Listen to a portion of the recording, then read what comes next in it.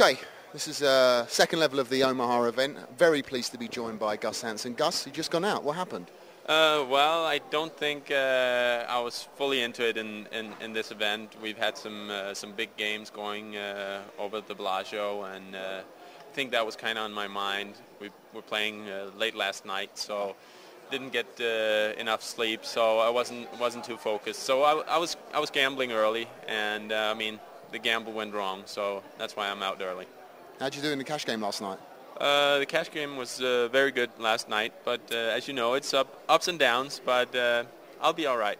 Good. So what was you playing? The mixed game that you play, the 3,000, 6,000 fixed or something else? Yeah, we're playing like 8 different games, some no limit, some pot limit, and some limit games, a little bit of everything. And it's a big game, and I mean, like the swings can be both ways. It can go up and down, but it's going to be cash games from now on, and then I'm focusing on the main event. That's the one where I really want to focus, be in good shape, just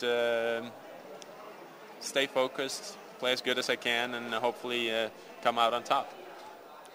How are you going to approach it when it comes to the main event? 6,600 runners. You're going to try and gamble early because obviously you're a poker face. People are going to want to have a story to take home with them by taking on Gus Hansen.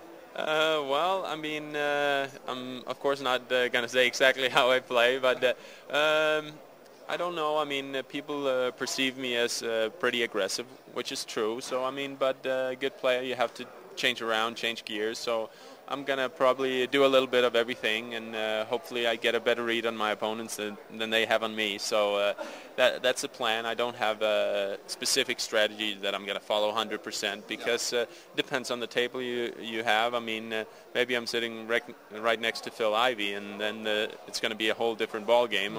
Maybe I'm sitting with 9 internet guys. You don't know. So, I mean, you got to be able to change your strategy depending on the table you got and whether you win a couple of putts early so you can gamble more. We'll see. Okay. 3 questions I want to ask a lot of the pros this year. First one is, very first hand of the main event, you get aces in the big blind. But before it gets to you, 5 people are all in. Are you going to call? That's a funky question. 5 people, but I mean, I'm not good enough not to play that hand. I mean, I don't really see any scenarios where you can ever lay down aces. I mean, it's like okay, you got to gamble. One guy's going to have 60,000, but I mean, they just hold up so much. I mean, in Hold'em, you probably still have 50%, and I take the shot of having 60,000 because it's just going to give you a tremendous amount of play. I mean, you're probably going to be a chip leader after the first day if you know how to handle your chips. And I think I know how to play a little bit. So I would take that gamble for sure. Okay. Okay. Second question: would you take 1 bracelet paying 100,000 or 10 cash finishes for 500,000? I mean, I'm not too big on the bracelet kind of thing. I mean, I've had some business dealing with poker champs, so I haven't. This is only my second tournament, and basically, people talk about bracelets, and it's nice, but it is a tournament like everybody else. I mean, I mean, whether you win an Oldham and Hold'em event somewhere else, or you win a WSOP event giving you a bracelet, I don't see the big difference.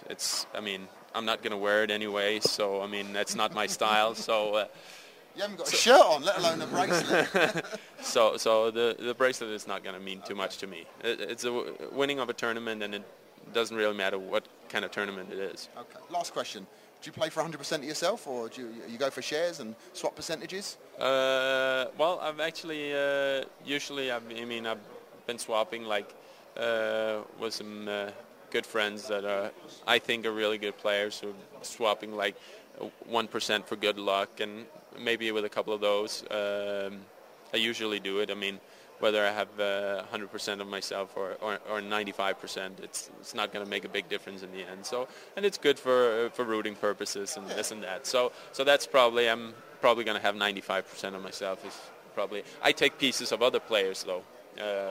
A lot of my friends from Denmark, I'd have pieces of those. So I mean, if I think they have a good chance compared to the field, I'm willing to take pieces here and there. So If you had to take one piece of someone in the main event, who would you take? I think, amazingly enough, that with 6,600 player, there's going to be a lot of unanimous answers to that question. I mean, I think people has Phil Ivey as their favorite. I mean, he's just when he's focused, he's very tough to dance with.